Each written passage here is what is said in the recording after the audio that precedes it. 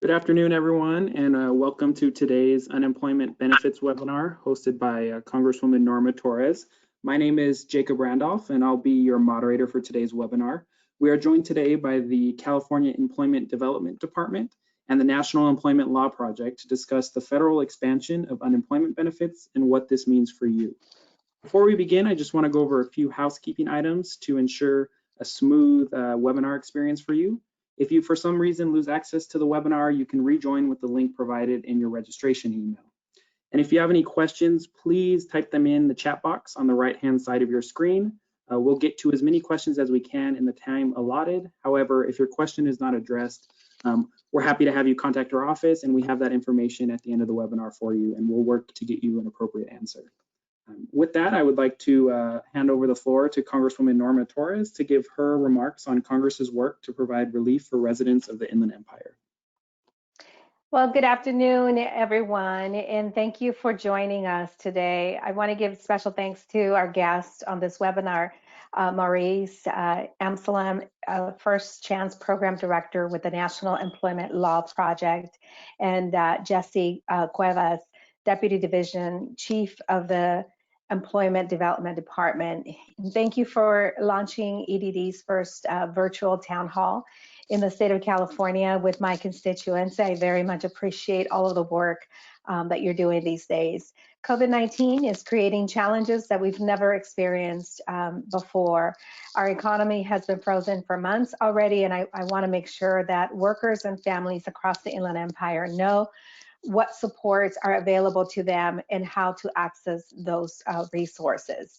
So let me start with a quick update on how Congress is working to help you during COVID-19 pandemic. Our first priority when the economy impact hit was to get money directly into working pockets, and that's you. That's why we created economic impact payments, to make sure that families have cash flow. Even if the economy is on hold, that's up to $1,200 for our workers and an additional $500 for each of their children. $1,200 was a good start, but we know that it's not enough to pay all the bills for those who have lost their jobs or have had their hours severely reduced. That's why we expanded the unemployment benefits, and for the first time ever, we made independent contractors, gig workers, self-employed individuals eligible for unemployment benefits under the Pandemic Unemployment Insurance Program. This was a huge priority for me because so many workers in the Inland Empire are independent contractors, either working in warehouses, the service industry, or part of the gig economy. If that sounds familiar, then I think that this provision is directly written for you. To access unemployment benefits, you can now go to California's Employment Development Department website to find out more information on pandemic unemployment assistance or file a claim to receive unemployment benefits. The direct result of what we did is that Californians are eligible for 39 weeks of unemployment insurance instead of 26 weeks. While on unemployment, those same workers now receive an additional $600 per week until July 31st. So remember that date because it's fast approaching. So the average American receives their regular paycheck while on unemployment. Independent contractors have a safety net below. Not just traditional workers. Just last week, workers voted on another emergency bill. Just last week we voted on another emergency bill to continue providing this support, the HEROES Act, which passed in the House and will not become law until the Senate agrees to consider it and the President, signs it. So we're working on a bipartisan agreement to ensure that those protections that we passed, that we know are needed for all of you, will be in the final package. So far, the Senate Majority Leader is refusing to look at the bill, and the President is threatening to veto it if it reaches him. But again, I want to reassure you that we're working hard to see where we can meet them in the middle to ensure that you continue to have the support that you need right now. We're talking about vital funding the workers and families need. The HEROES Act would extend the additional $600 per week in unemployment insurance through next January. It includes $175 billion for housing and rent assistance, and it would increase the maximum SNAP benefit by 15%. If you're on this webinar, then you know how important these programs are. And as we move forward, I am committed to delivering as many vital support dollars for our community as I can. We will get through this together, even if it means, that we have to, work a little harder and socially be distanced from each other. But I promise you that we will get through this. So with that, I look forward to talking more with you and taking your questions and hearing from the experts that we have here today to help us understand what benefits are available for you and to answer directly your questions. Thank you again, Jacob. Great, thank you, Congresswoman. I'd now like to introduce Maurice Emsalem, the Fair Chance Program Director at the National Employment Law Project, who will dive into a little bit what the Congress and the federal government has done to expand unemployment benefits and future solutions in the HEROES Act and other legislation. Maurice? Thank you, Jacob. Thank you, Congresswoman, for inviting us on this webinar. I really appreciate it. I was asked to say a few words about the vital role that the unemployment insurance system is playing to help to respond to this economic crisis precipitated by COVID-19. It's an incredibly challenging and confusing time for workers and their employers. There's massive unemployment, which is expected to continue to rise well into the future. But at the same time, there's a push to open up many businesses in the midst of the COVID epidemic, which puts a lot of pressure on many workers to return to work, even if they don't feel safe in doing so. So people need all the help that they can get, and the unemployment insurance system is playing a very important role to help workers pay their bills, but also to help boost the economy, in this very, very challenging time. As the Labor Department reported just yesterday, almost 40 million people have now applied for unemployment benefits across the country, and that represents about 1 in 4 workers. The unemployment rate's up around close to 15% nationally last month, and it's expected to jump to over 20% in May when those numbers are released. And just by comparison, at the peak of the Great Recession, the last recession, unemployment reached 10%. So just next month, we'll probably double that. And here in California, the unemployment rate last month was around the average, about 15.5%, which is almost triple the rate that it was a few months ago. And most of the experts agree that that's a significant undercount of the actual numbers. As you'll probably hear more from the EDD folks next, EDD California has processed already over 5 million, almost 5.5 million unemployment claims, just again in the past few months, which totals about $19 billion in benefits that have been paid out. It's been a hugely challenging effort, to the credit of the folks at EDD, folks you'll hear from next. They have processed an unprecedented volume of applications. Almost 75% of the applications have been processed, which is actually a much higher rate compared to most states. And as the Congresswoman mentioned, Congress jumped in early on in a big way with the CARES Act, providing an extra $600 a week in benefits for folks who qualify for regular unemployment. Here in California, the average check for regular unemployment is about $340 a week. So that's $600 on top of that, which I should mention still doesn't get most workers to the average wage in the state. So it sounds like a lot of money, but it doesn't even quite replace what the average worker makes in California. But as was mentioned, that program is scheduled to end at the end of July. So we're going to I'll say a little bit more about that in a second. In addition, the CARES Act provided an extra 13 weeks for folks who run out of their basic 26 weeks of benefits, and recently another federal program kicked in to provide an additional 13 weeks. So there are now 26 weeks of regular unemployment and 26 weeks of federally funded unemployment available to California workers. And then lastly, as was mentioned, and probably most significantly, the CARES Act created this new program for folks who don't typically qualify for unemployment, independent contractors, self-employed folks, and others, called Pandemic Unemployment Assistance, which provides 39 weeks of benefits. So last year, I just want to cover some of the big issues that are coming up, the challenges that we're facing, but also the opportunities to move some reforms that would make a big difference, especially given that we're anticipating that this recession is going to be a very prolonged recession. First, clearly there's a long way to go to continue processing this record number of claims in California, and workers are still facing serious challenges. Some of the toughest challenges are being faced by the folks who are applying for regular unemployment but were misclassified. It's still a time-consuming process to verify those claims for the Uber drivers, the Lyft drivers, and others.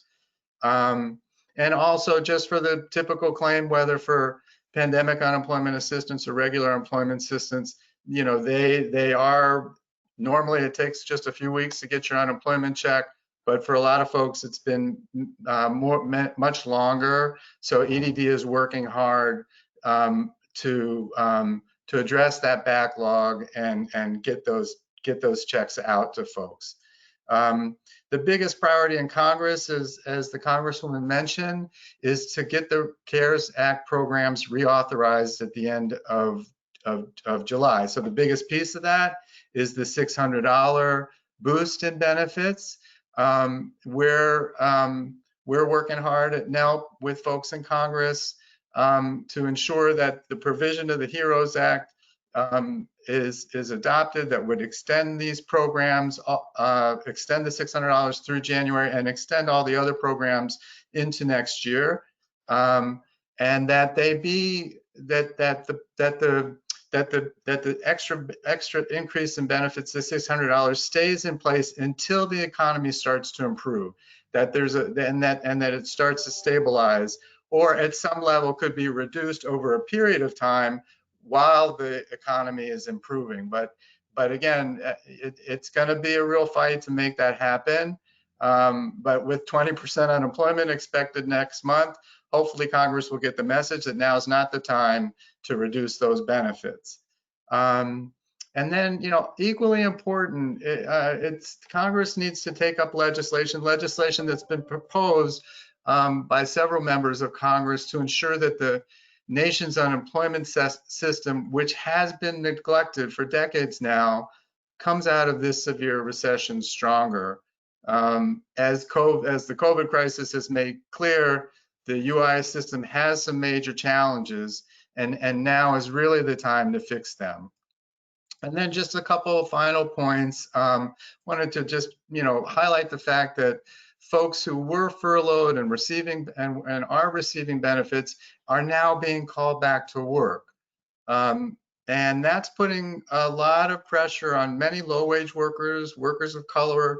It's putting them in a very vulnerable position of being exposed to COVID and potentially exposing their families or losing their benefits in situations where the employer is not taking proper precautions, health and safety precautions on the job, or the worker may be an older worker or otherwise immunocompromised, so it's not safe for them to go to work. EDD has published some helpful FAQs to clarify that workers in those situations can refuse work, but there are certain requirements that apply. And the important point here, I think, to make is that it's a confusing situation for most workers, especially folks who are super vulnerable, low-wage workers. They don't want to lose their job. They don't, it's rough to make the case to an employer that you don't think you need to come to work, employers need to understand that they have rights in this situation, and that's why it's super important to clarify those rights and educate the employer community and the worker community. And then lastly, I would just to mention that California, like many states, has not increased its benefits in literally decades. So, folks may not know, but we don't have especially generous benefits in California. Our maximum benefit of $450 was last increase in the early 2000s. If it had kept pace with inflation, we'd now be up over $650 a week, which is comparable to what most of the other states, especially on the West Coast, now provide. So we need to take a serious look at our unemployment system. And then there's also some important protections that other states have adopted in response to COVID to encourage workers to make it possible for workers whose hours have been reduced, who want to stay connected to their job, to also collect an unemployment check. There's a program called partial unemployment benefits that provides benefits in that situation, but it's got some serious flaws. And basically the problem is that for most workers, your earnings are offset a significant proportion of your benefits. And so we need to fix that earnings disregard. In some states, including Georgia just most recently, they adopted a $300 earnings disregard. So that first $300 of earnings does not offset against your benefits. It's a really important program because we want to encourage people to stay connected to work. People are losing hours. It's going to affect a lot of workers. So that's another example of a helpful reform that could be adopted in California. All right.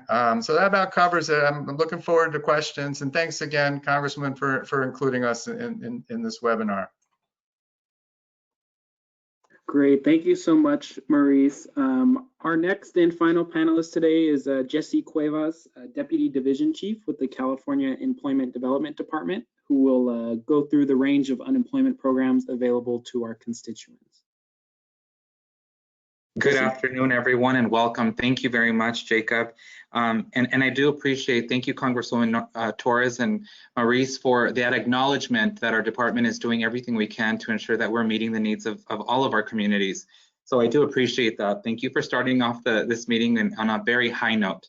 I would also like to thank you again, Assembly Member Torres, for inviting EDD to participate in this very important town hall. This is an excellent opportunity for EDD to connect with your constituents and to share some important information about the CARES Act and how it relates to the unemployment insurance program. As you both mentioned earlier, we realize that being unemployed is very new to many, and hope that this short presentation does provide you some basic understanding of the benefits and resources that are available for you to navigate through this pandemic. Now, we don't expect you to commit to this to memory because it is a lot of information, and we also want to let you know that all of the information I will be covering today is available on our website. Okay, so we'll start with well, we can get started now, Jacob, with the first slide. One of the most frequently asked questions that we do receive is how and I guess the vast impact of the COVID-19 that has had on California's economy. So we can start there. And both of you did reference some extremely important numbers. For instance, the regular UI claims that we've processed as of May 23rd have been 4.7 million regular unemployment insurance claims. The pandemic unemployment insurance claims that we've processed is 641,732. Total claims processed by our department have amounted to 5.4 million. And the total benefits, of course, is 18.8 million. So just by billion, excuse me, and just to put this into perspective, you see that with the higher unemployment rate, that to us means that it's devastating our economy, right? And so, to put it into perspective, last year around the same time in April 2019, we filed 281,000 unemployment insurance claims. However, the same month this year, we filed over 5 million. So it is just a huge impact on everyone. We'll go to the next slide. The good news, however, is that unlike the Great Recession, which evolved over time, the pandemic was swift, it was sudden, unrelenting. Fortunately, EDD has been planning for another downturn in the economy for many years. One of the examples is us upgrading our systems by providing more online options and making our work processes more efficient. Even with the degree of planning, additional steps were needed to take quickly to address the historic volume of unemployment insurance claims that we were receiving. To help mitigate through this crisis, the Employment Development Department implemented several initiatives to assist you during these difficult times. If you can see the slide, one of the recent examples is how we process claims. We've added new programming to EDD systems to accommodate the CARES Act. We've automated several manual processes that might have been a little outdated. We've reviewed our business services operations. We've upgraded our servers to handle the higher volume of claims. Earlier today, I had mentioned we've also redirected 1,300 staff from all EDD branches and other state agencies to assist in mitigating the increasing amount of claims that we're receiving. We continue to have a hiring effort to add additional unemployment insurance staff. Total number it was actually hiring 1,800. We've also established a new unemployment insurance online assistance center that will assist customers with technical assistance. We've implemented the newest text messaging to claimants for more timely communication, because there's nothing better than being informed and having a good communication channel with our communities. We have hourly health checks on EDD systems to ensure that there is minimal disruptions to our services. And on our next slide, we have, let's see, there we go, a Federal CARES Act. Now, one of the many key components to any economic recovery, as you know, is a very robust unemployment insurance program to help individuals transition back into the workforce, and coordination with federal governments for additional resources, such as the CARES Act. The CARES Act for unemployment insurance consists of three components. The first being the stimulus payment, which is the federal pandemic unemployment compensation, referred to many by the pandemic additional compensation. Okay. The second component is the 13-week extension that Maurice and Congresswoman Torres had spoken about earlier. Now, this is the pandemic emergency unemployment compensation, which authorizes up to 13 weeks of extended benefits once a regular claim has exhausted. And the third component is the Pandemic Unemployment Assistance Program. That's what we all refer to as PUA. This is the benefit that historically has not been provided for a regular unemployment insurance claim. This specific provision is for those who are self-employed, independent contractors, and business owners. And the next slide, we have, I guess what I'd like to do is take a deeper dive into these three components. We'll start with the 600 weekly stimulus payment, because it does apply to all unemployment insurance claims. Now, this is a weekly stimulus payment that's automatically added to everyone, all the customers' weekly benefit amount. It's applicable to almost all claims, including regular unemployment insurance benefits, PUA claims, work sharing, and the earlier extension claim that I had referred to on the previous slide. However, this does not apply to the training exemptions or any state special school benefits. Also, the provisions do have they have a finite date, and that starts between March 29th and end July 25th, 2020. And the next slide. The pandemic emergency unemployment insurance claim is up to 13 weeks of additional weekly benefits. This one is filed automatically for those who have exhausted all available benefits to their claims. So at this time, we are not asking anyone to go back into their system, and there is no method to file an extension. These are done automatically. It also applies between March 29th and ends December 26th of 2020. Now, this is that $600 weekly stimulus that will apply between the March 29th and July 25th. Additional state and federal extensions may become available at a later time. However, at this time, we have not received any new notifications that will be extended. Next slide is the pandemic unemployment assistance. There we go. Thank you. Now on this one, this is what we had called the PUA, and this is a benefit For customers that are not customary to regular unemployment insurance benefits, business owners, self-employed individuals, and independent contractors are generally the individuals that are filing for PUAs. There are up to 39 weeks of benefits with absolutely no waiting period. And this pandemic unemployment assistance began February 2nd and will end December 26, 2020. The 600-week stimulus does apply to all of the customers that are currently on a PUA. And EDD did start accepting applications on April 28, 2020. That's a big date. And we were able to retroactively file claims that became effective after the individual was directly impacted by COVID-19. Claims cannot, however, begin earlier than February 2nd, 2020. The weekly benefit amount ranges between $167 a week to $450 a week. The department is taking a two-phased approach in implementing the PUA. In the first phase, everyone received a base wage weekly benefit award of $167 a week. In the second phase, the department will begin reviewing to determine if any weekly benefit awards need to be increased based on 2019 net income reported earnings. In the next slide, as I mentioned earlier, I think there's one of the benefits of what we are trying to work on as a department is to enhance the way we communicate with our customers, staying connected to them and finding ways of maximizing how we can carry out messages and articulate important updates. As in any fluid situation, it's important to be well informed. So here are some things that we're actually doing to keep our customers informed. As of last week, I believe it was last week, we began instituting EDD text messages. I know a lot of customers have contacted our offices and said, "Is this real? Am I receiving this text message? I've never seen this." And so we want everyone to rest assured that if you receive text messages, only two types of messages will be coming. The first one will be that your claim was filed, and the second is when your first payment has been processed. Okay. Which is, to me, it's an actual, this is great news, I think, because we don't have anyone waiting and saying, has my claim been processed? If you don't get a text message, it probably means that we need to contact you or you need to contact the department.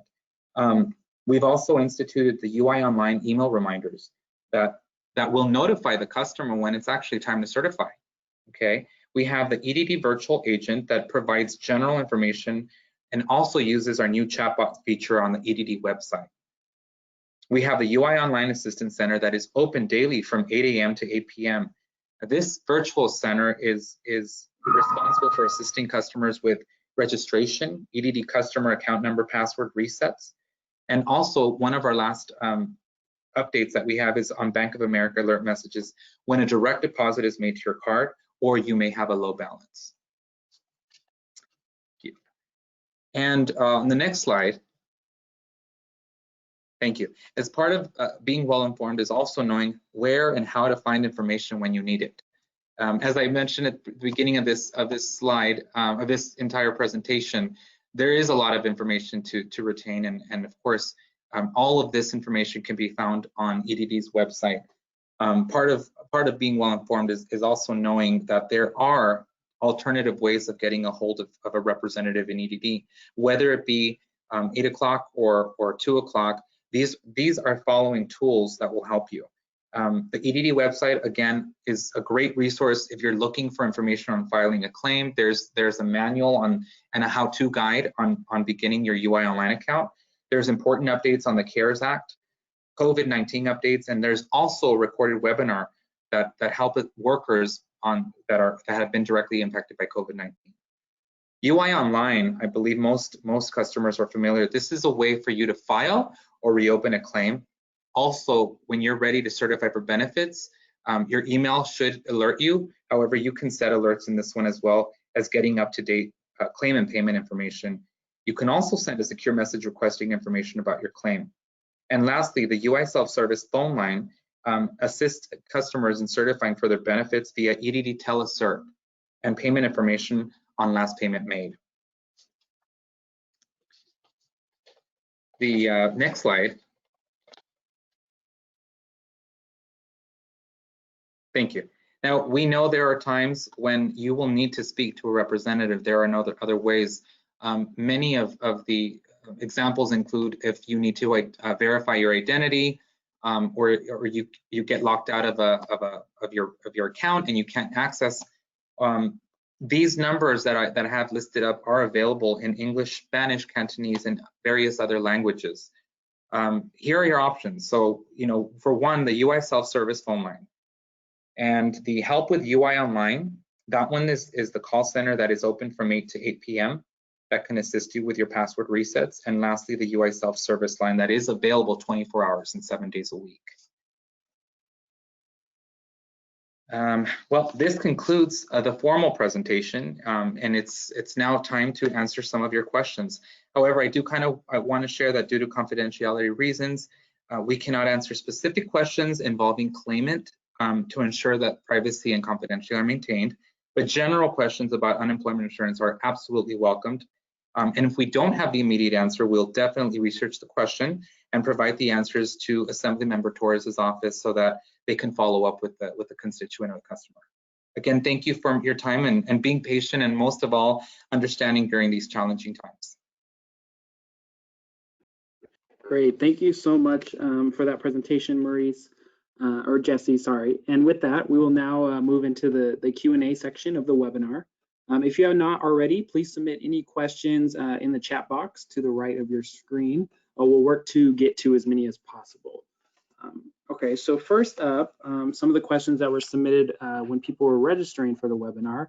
The first one that I have, I know you mentioned this briefly, Jesse, but for the constituents on the webinar, I know a lot have been asking about when will the federal 13-week extension take place.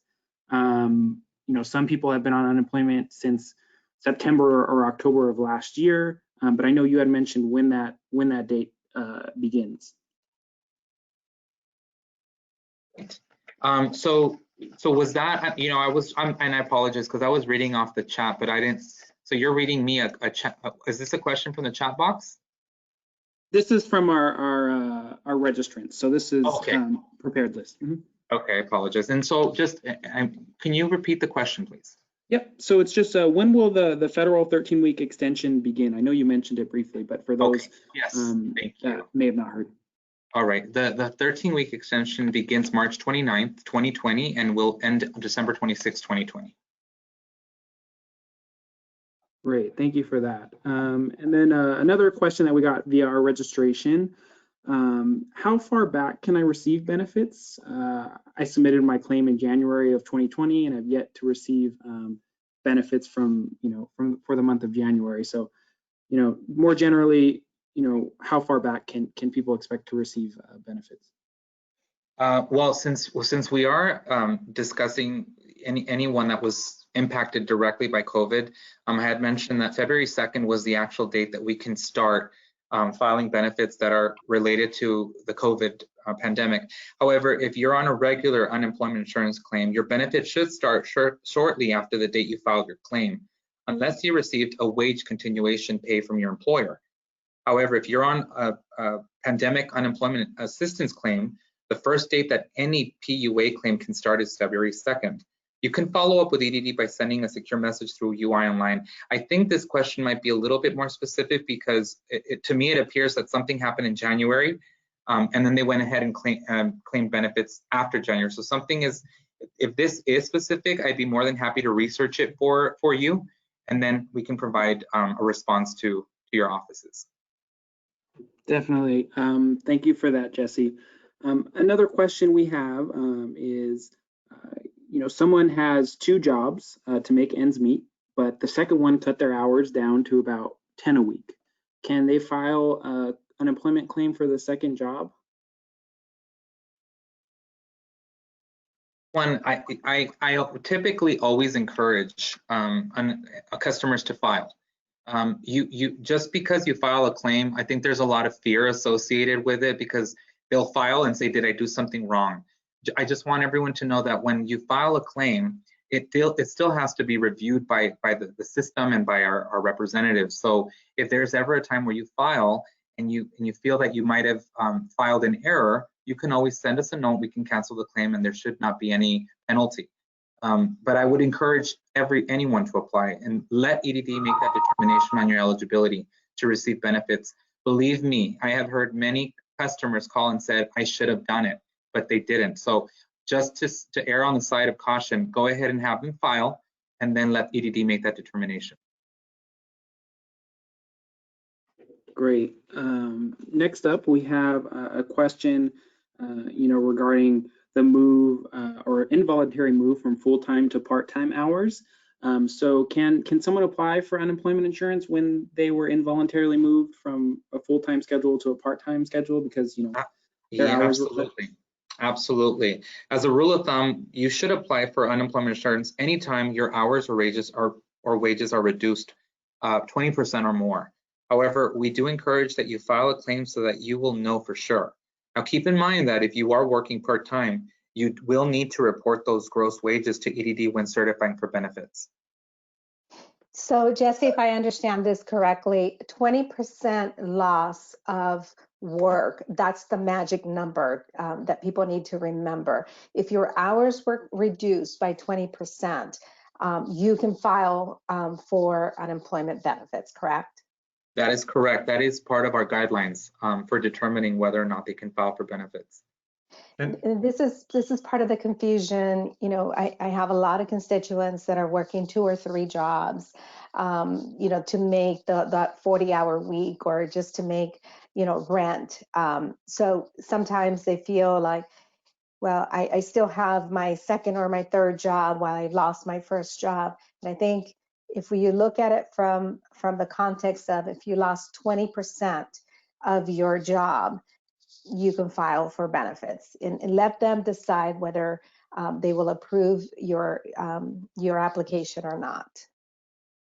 That is correct. And just to clarify as well, you said it exactly the way I would, Congresswoman. And just to be on the safe side, that is why it's important to certify for those benefits, because you get to actually notate the amount of hours you've worked and the amount of hours you've earned, plus the amount of wages you've earned. And that way the department could do, an adjustment to what the benefit's going to be processed for that customer. And if I could just add briefly, it's important to emphasize, even if those folks get a teeny tiny check out of it, they now also get the $600, which reinforces what Jesse's saying, which is it's always great to apply. But this is that situation that I was mentioning earlier, where the person's earnings are offset against their benefits. So if you earn more than a certain amount, more than your benefits, plus 25% of plus $25 or 25% of your benefits, you're not going to get a check for that week. So that's why that formula, that earnings disregard is so important to fix, because we could increase that earnings disregard, make it more likely that people will collect partial unemployment, which is what this program is called, if they have some additional earnings. And that's going to help a whole lot of people, whether that $600 is around or not. But it's especially important now for folks who can collect the extra $600. And right. When in doubt, I think send you a message or apply and let your application, define whether you are you can qualify or not. Correct. Yep. And believe me, like I said earlier, there's that question comes up a lot. So it's always, what we say to everyone is just to make sure to go ahead and apply. And once you get your information from your first notice that the department, that's their way of telling you, okay, you've applied. This is all the information we have. Do we have everything right? And then you have an opportunity to respond back to the department. So I would say, yes, go ahead and apply.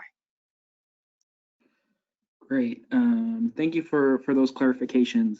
The next question that we have deals with different types of income. So what can be done for those who maybe have a W-2 and a 1099? Their unemployment benefit doesn't necessarily include all earnings from all their income sources, and their weekly benefit is lower as a result. Yes, unfortunately, the unemployment insurance program is not structured to allow combining W-2 and 1099 income. However, if you feel your earnings were underreported to the employment development by your employers, you can provide EDD with your pay stub so that we can do what's called a recomputation. So similar to a reconsideration of wages, if you're entitled to a higher amount, it would be retroactive to the date that your claim began. Great, thank you for that. Related to the pandemic unemployment assistance program, what sort of things does someone or an independent contractor have to apply for that? I know we have some real estate agents on the webinar that want to know, what do they need to be eligible for that? Do they have to file specific documents in the past, or what's the next steps for them? Sure, and we expected many of the folks listening in were going to be self-employed, and so similar to the question that was previously asked, the pandemic unemployment assistance, which is we call PUA, is available as of April 28th. If their earnings are based on self-employment, or that could be commission-based independent contractors, I would encourage them to apply. Great, and they can, just to clarify, they can apply for that. You said began April 28th, and there's no. Sorry, what was that, Jesse? April 28th. It's not retro. It's not. April 28th was the first day that they could apply. Correct. But since the CARES Act was retro to February for unemployment benefits, it is not for these contract workers, right? Right. So Ken Gomez, who's here with me, he's gonna he also has some clarifications to make. Go ahead. Good afternoon, everyone. Thanks for allowing us to participate today. Hi, Ken. You're coming in very low volume. Better now? Yeah. Yeah. Okay, thanks. Sorry for the technical issue there. I just wanted to add my welcome and thank everyone for their attention today and the good questions that are coming across. When you file a pandemic unemployment assistance claim, it'll ask very specific questions about your self-employment. And as we mentioned in the presentation, everybody starts on an even keel with $167 a week. We don't require any special documentation. That's just how the program is structured. However, when you file the claim, there are questions specific to your either independent contractor work or small business or self-employment, and they do ask you for your net 2019 income. So you would report whatever that was. And then based on that amount, the EDD would take a look and see if that would qualify you for a higher amount. At this time, what they basically ask is that you report your net earnings for 2019. They send you a letter in the mail to self-attest to that amount. You sign it and return it back, and that's all the documentation we require at this time. And I would just add that the benefits are backdated. If you lost your job, I'm trying to locate the exact date, Jesse. It's You may February remember, 2nd. I think it's back to February, the end of February. A lot of folks started losing their jobs due to COVID back in February. So if you lost your job back as of February, those benefits will be backdated to when you lost your job. Yeah, absolutely. That is correct. The program began on the 2nd of February, so we can backdate as far back as that particular date. And that's an automatic on a PUA claim. We don't want to penalize people because we didn't have the automation in place until April 28th. Rather, what was really important when you go through the application, we need to know the first date that you were personally impacted by COVID-19 so that we can begin your claim on or about that date. And then again, the other important component is that you report your 2019 net income so that we can take a look to see if you would be eligible for more than just $167 a week. Again, the maximum is $450. But in either case, you would still receive the $600 a month, $600 a week stimulus payment between March 29th and July 25th of this year. So Jesse, just want to throw another curveball. Let's say you had a terrible year last year and you submit, your income because you only worked maybe 6 months out of the year last year, but this year you're solid. You're a contractor and you have several contracts that you've been working. You could either submit last year's proof of payroll or this year's weekly W-2s, right? Or monthly W-2s? Yeah, the way that the UI program works is that we are required by the Department of Labor to always attempt to file a regular claim based on W-2 wages. And then if that doesn't work out, we look to see if there are any extensions. If somebody previously had a claim, we try to connect them back with an extension. So the last resort really is the PUA claim. Right. Okay. Yeah, but regardless, and just to kind of clarify it even further, let us hypothetically say that you had a few W-2 wages, you made a few $1,000s in W-2 wages, but several $1,000s as an independent contractor. Because a regular claim takes precedence over a PUA claim, you would end up with the regular claim and the lower weekly benefit amount.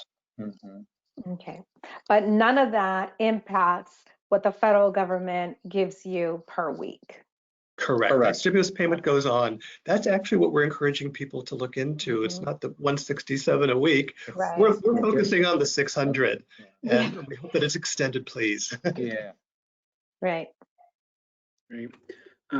Thank you all for that. The next question that we have is related to our faith-based community.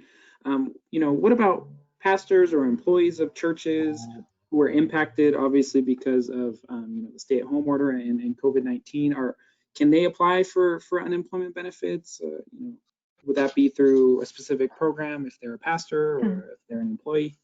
There isn't a specific program, but we would again encourage them to apply for the benefits for the pandemic unemployment insurance assistance benefit. But no, just to answer your specific question, there isn't a program directed for family-based organizations, faith-based. Okay, great. That's helpful.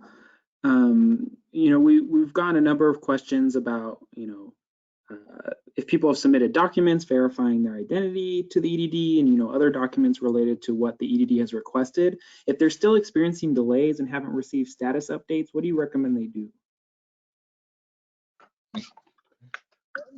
This is Ken again. We do want to acknowledge that it does take a while for them to go through the ID verification process. We do this for several reasons. We do it to protect someone's the integrity of their social security number. We want to make sure that that all claimants are legitimate and everything is filed properly, and that we also get the right wages for them. So we do want to emphasize that we're not foolproof. There can be typographical errors from time to time, so that might delay it even further. What I would request is if someone has received a letter in the mail requesting copies of their documents, to get them into us as soon as possible.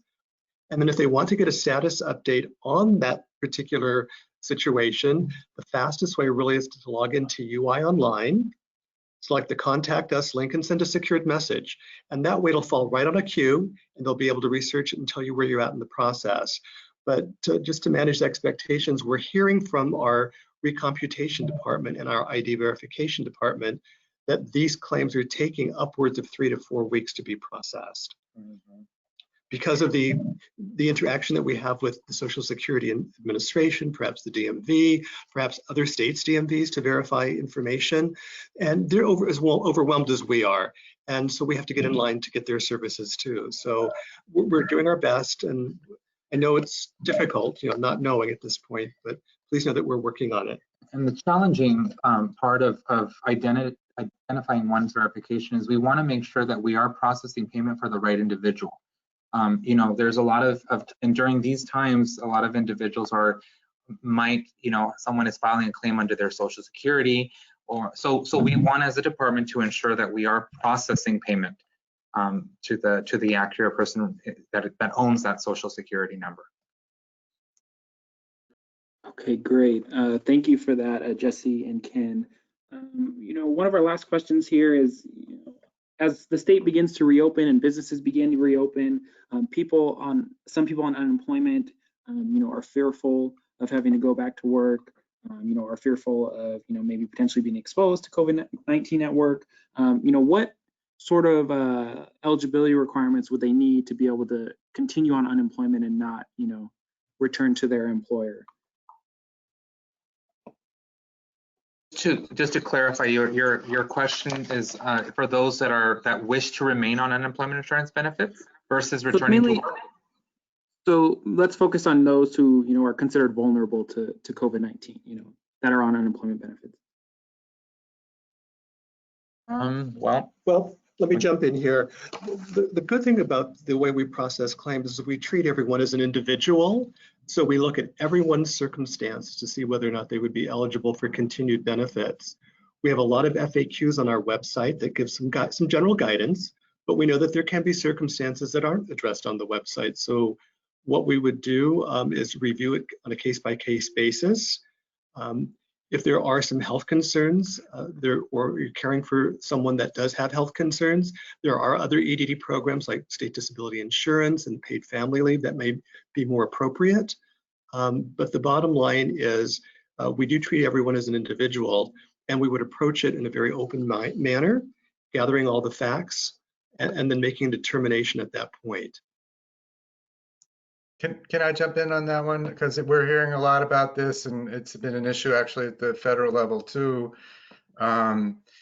Just to describe the rule a little bit more, under unemployment law in California and every state, workers can refuse an offer of work if it's not quote unquote suitable.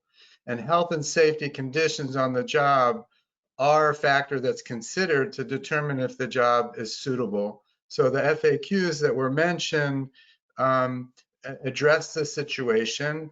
And typically, if you're in a situation, again, where you're, like, for example, the CDC has workplace COVID guidelines. And the COVID guidelines, and in California, we have actually stronger guidelines. And the CDC guidelines reference the CDC categories of folks who are immunocompromised, including people who are older 65, people with asthma, and other conditions. So if you're one of those folks, then there's a strong claim that you are not safe to return to work. Although, as was mentioned, it's a case-by-case determination. If there are other options, like you can telework, etc., you have to explore those other options with the employer. But then there's the situation where the employer is clearly not taking adequate steps under our health and safety laws to protect against exposure to COVID. If there's not social distancing, or if there's not masks being worn, and that's the situation for a lot of super vulnerable low-wage workers. So again, it's a hard situation because you have rights under the unemployment law to refuse that job and continue to collect unemployment, but it's really critical that that the employers are educated, that the workers are educated about their rights, so that they are adequately enforced. But as was mentioned, as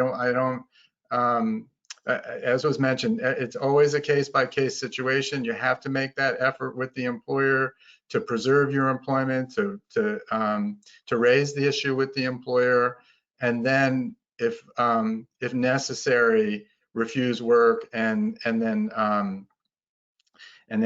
you'll go through the unemployment process to verify that you refuse work for reasons that didn't violate the suitable work rules. So that's a lot of information, but I think it's important to emphasize because, yeah, this is probably the most common question we're hearing right now. Definitely. Well, thank you so much, Maurice and Jesse and Ken, for offering your insight and answers to these questions. We're just about out of time, so I want to turn it over to the Congresswoman to give some closing remarks, for us.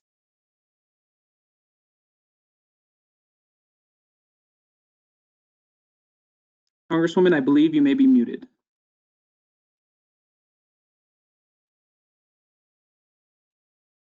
Sorry about that. I got ahead of myself there. Thank you again, Maurice, Jesse, and Ken, for joining us in this very important conversation with our constituents. If any of you still have questions after this webinar, I want you to know that my staff and I are here to help you through this process. Visit our website at torres.house.gov to see the various resources and guides that we have available for you right from the home page. We have information about testing sites, mental health support, local utilities, just a variety of different resources in different languages to help you. And while you're there, sign up for our email, our daily newsletter that we put out Monday through Friday, sometimes on the weekend if there's critical information that we feel that you need to have on COVID-19 specifically. Sign up for that newsletter. We also have links to the EDD office. So, you know, if you've missed that link, you can always go to our website and get that information from there. Take care of yourselves. Remember to wear your mask, social distance as much as you can. Please be safe. Call our office if you're not able to get on our website at 909-481-6474. Thank you again. Jacob, back to you. Great. Well, with that, that concludes our unemployment assistance webinar today. Again, if you have any other questions, feel free to contact our office. And thank you to our panelists and the Congresswoman for joining us today. Bye. Thank you.